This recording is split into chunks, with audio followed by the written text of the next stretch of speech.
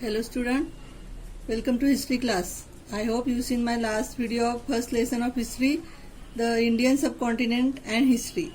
Last video we understood the first point, geographical condition and the course of history.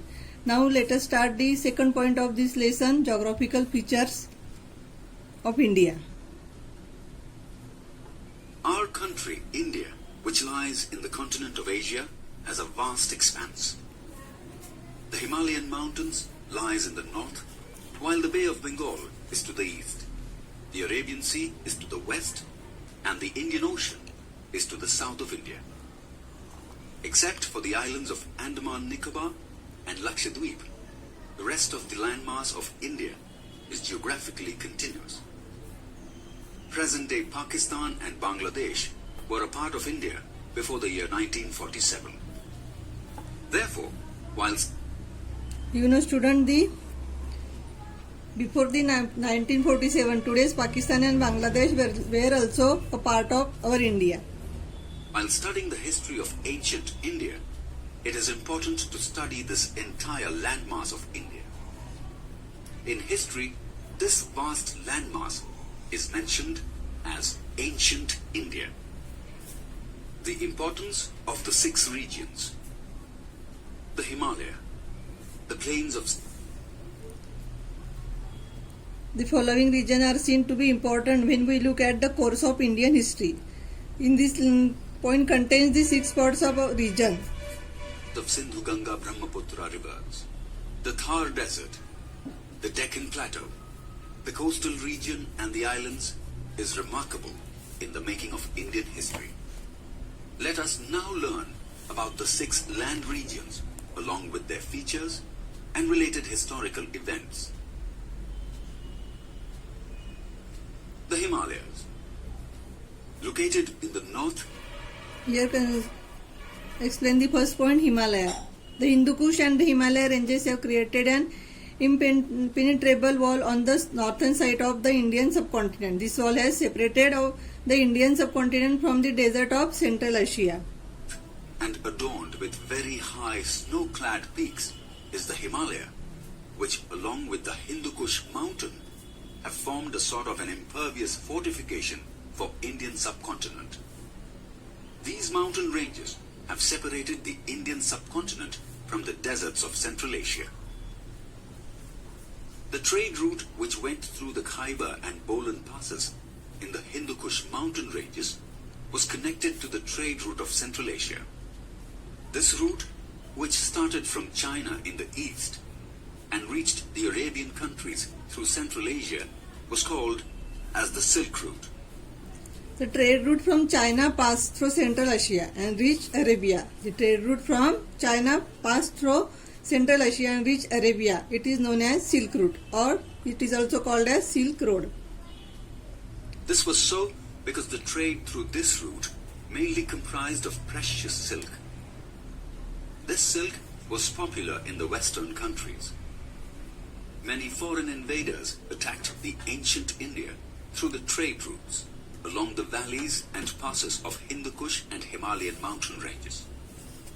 Many foreign travelers also came to India along the same trade route and narrated their experience of ancient India in their travelogues. The plains of the Sindh. Second point is the plains of Sindhu, Ganga and Brahmaputra. This region consists of the basins of 3 big rivers, Sindhu, Ganga, Brahmaputra and their tributaries. Sindhu, Ganga, Brahmaputra. The valleys of these 3 major rivers, which come gurgling down the Himalayan mountains, along with the valleys of their tributaries, form these plains, which are wide and fertile. This region, that starts from Sindh, Punjab in the west, spreads up to present-day Bangladesh in the east. The most ancient Harappa civilization of India and many ancient republics thereafter had also existed in the same region. For centuries, many powerful empires had arisen in the same region. The Thar Desert. Then third point is Thar Desert. Thar Desert spread across Rajasthan, Haryana and some parts of Gujarat. A part of desert lies in today's Pakistan. Thar Desert spread across Rajasthan, Haryana and some parts of Gujarat. Desert has Satluj River to its north and Aravalli mountain ranges to its east, the Rann of Kutch to its south and the Indus River to its west. Desert.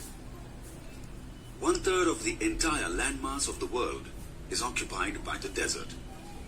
Among these, the Sahara Desert of the African continent is the world's largest desert.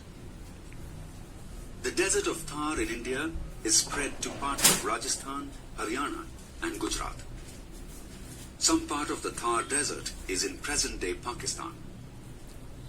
The river Satluj is to the north of the Thar Desert. Aravalli mountain ranges are to the east, while the Rann of Kutch is to its south, and the river Sindhu, Indus, is on its west side. The river Ghaggar, which originates in Himachal Pradesh, flows through the Thar Desert, known as Hakra in Pakistan. The riverbed of this river is in Rajasthan and Pakistan.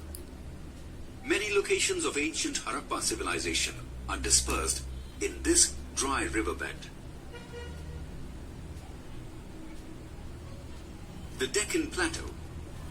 Fourth part, Deccan Plateau, the region between the east and the west coast of India. Tapers off to the south. The region has the Arabian Sea to its west, the Indian Ocean to its south, and the Bay of Bengal to its east. The Indian landmass becomes narrow towards the south. This geographical region is located between the east coast on one side and the west coast on the other. The Bay of Bengal lies to the east, Indian Ocean to its south, and the Arabian Sea to its west. Thus, in this way, this land part is surrounded by the sea on three sides. The land part which is surrounded by water on three sides and which appears like a pinnacle thrust into the sea is called as peninsula. A considerable section of the Indian peninsula is occupied by the Deccan Plateau. The mountain ranges to the east of the Deccan Plateau are called as Eastern Ghats, while the Sahyadri mountain ranges that lies on its west are called as Western Ghats. The Konkan and Malabar coast lie towards the western slope of Sahyadri mountain ranges. To the north of the Deccan Plateau, the mountain ranges of Vindhyan and Satpura. Since the land in the Deccan Plateau was fertile, many agricultural civilizations survived and flourished here. The Mauryan Empire, ancient India's largest empire, ruled over the Deccan. After Maurya Empire, many other empires also ruled here. A region thus bound by the sea on the three sides is called peninsula. A region thus bound by the sea on the three sides is called peninsula. A major part of Indian peninsula is occupied by the Deccan Plateau. Deccan Plateau was a part of Maurya Empire, the largest in ancient India. Deccan Plateau was a part of Maurya Empire, the largest ancient India. After the decline of the Maurya Empire, two several other kingdoms and smaller empires continued to flourish in this region.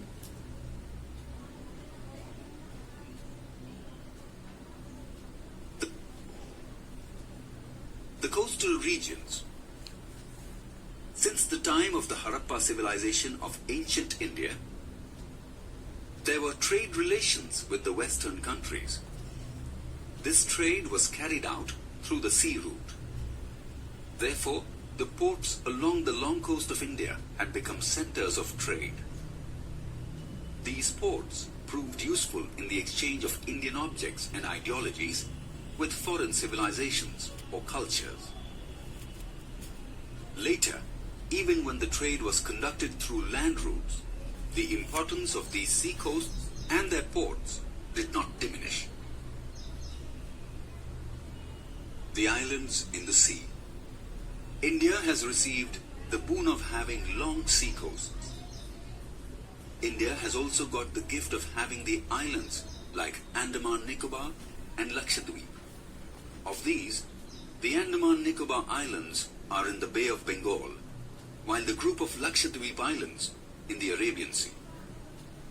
Probably the 6th point is the Ireland in the sea. Andaman and Nicobar are the Indian Ireland in the Bay of Bengal. Lakshadweep is a group of Indian Ireland in the Arabian Sea. The location of this Ireland may have been important in ancient sea trade. The manuscript Periplus of the Erythraean Sea or Handbook of the Red Sea makes a mention of Indian Ireland. These islands may have received the importance even during the ancient times.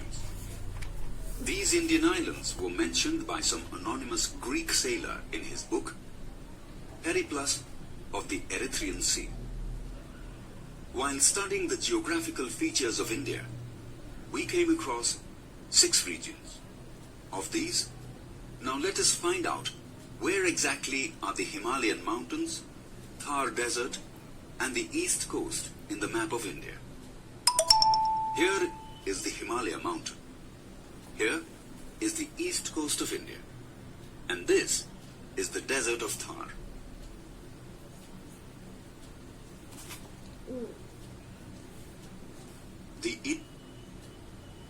In this way, we studied this paragraph geographical features of India, the Himalayas, the plains of Sindhu, Ganga, Brahmaputra rivers, the Thar desert, the Deccan plateau, the coastal regions and the Ireland in the sea. Then last point is the Indian subcontinent. Indian subcontinent. The land part that comprises of Afghanistan, Pakistan, Nepal, Bhutan, Bangladesh, Sri Lanka, and our own India together is known as South Asia.